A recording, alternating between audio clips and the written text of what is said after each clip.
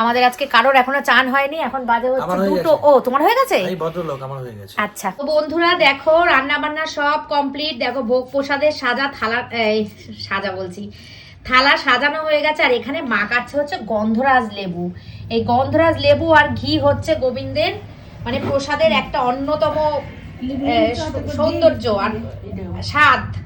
তো রান্না করেছে মা কত কিছু, দেখেছো ঠাকুরের ভোগে, ঠাকুর সব করিয়ে নিয়েছে আমাদের। বলেছিলাম আমরা অল্প করে করব, তা হয়ে গেছে আমাদের কত কিছু। দেখো বাঁধাকপি ঘন্ট, এখানে বলি এই যে বাঁধাকপি ঘন্ট, আলু ভাজা, ছোট আলু ভাজা, এখানে আছে শিম ভাজা, ফুলকপি আলু দিয়ে পনিরের তরকারি, বেগুন ভাজা, ডাল, সবজির তরকারি, ফুলকপির পকোড়া, ঘি, পালং শাক, গন্ধরাজ লেবু।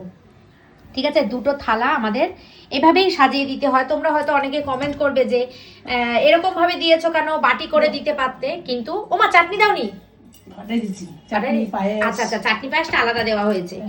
তো এই যে এখানে সব রান্না বান্না রয়েছে, এখানে চাটনি পায়েস সব রান্না বান্না করা রয়েছে। এ হচ্ছে এক অমৃত স্বাদ, এ স্বাদের কোনো মানে কি বলবো, কোনো তুলনা নেই। এ হচ্ছে অমৃত একদম। যে এই প্রসাদ পাবে, প্রথম কথা সে ভাগ্যবান হতে হবে বা ভাগ্যবতী হতে হবে, তবে সেই প্রসাদ পাবে। আর এই প্রসাদের স্বাদ পুরো অমৃত। না বাঁধাকপিটা নিয়ে নাও। এই প্রসাদের স্বাদ পুরো একদম অমৃত সমান বলা চলে, বলা চলে না, এটাই একদম অমৃত। চলো এখন ঠাকুরকে নিবেদন করা হবে। ও নুন দেওয়া হয়নি।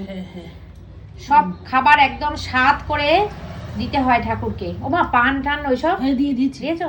পান তো নাই, লবঙ্গ আর গোলমরিচ। আচ্ছা আচ্ছা, গোলমরিচ বলে, লবঙ্গ আর লবঙ্গ এলাচ। এলাচ। আচ্ছা মুখ শুদ্ধি, মুখ শুদ্ধি। এখন এখন থালা ধরে ঠাকুরের কাছে দেওয়া হবে। চলো এই দেখো চলে এসেছে প্রসাদের থালা, সুন্দর করে সাজানো। আর এদিকে আছে 2টো, মা দইগুলো খুলে দিয়ে দাও। 2টোই দিয়ে দাও ঠাকুরকে, 2টোই দিয়ে দেবে। দুটো দই করে ওই যে 2টো না, 2টো দুটোই 2 জায়গায় দিয়ে দাও। তাহলে বাইরে লাগবে না। কি সুন্দর করে ঠাকুর অ্যারেঞ্জমেন্ট করে নিয়েছে। দেখো দইটার কথাই ছিল না আমাদের, দইও চলে এসেছে একদম সর আলা দই। এটা হচ্ছে হ্যাঁ হ্যাঁ সত্যি ঠাকুর তোমার সত্যি অশেষ কৃপা দৃষ্টি তোমার ঠাকুর, তুমি সব করিয়ে নিলে। রাধে রাধে রাধে রাধে, জয় নিতাই জয় নিতাই। সকালবেলা পুজো একবার দেওয়া হয়ে গেছে, তো এখন মা এখন ভোগ দিচ্ছে। ঠিক আছে, আর আমাদের গোপাল বাবু এখানে দেখা যাচ্ছে না, কারণ আমাদের গোপাল বাবুটা এখানে নেই, এক জায়গায় পিকনিক করতে গেছে। তো সেখানেও এরকম সুন্দর করে সাদে আহ্লাদে খাবার ওখানে দেওয়া হচ্ছে, তিনি ওখানে ভোজন করবেন। আর তার বন্ধু বান্ধবরা যারা এখানে বসে আছে সবাই একসাথে, তারা কি আর খাবে না, তারাও তো ভোজন করবেন। তো তাদের ভোজনের ব্যবস্থাটা আমরা করেছি। আর গোপাল বাবু গেছে এক জায়গায় পিকনিক করতে, মজা করতে, আনন্দ করতে। ঠিক আছে।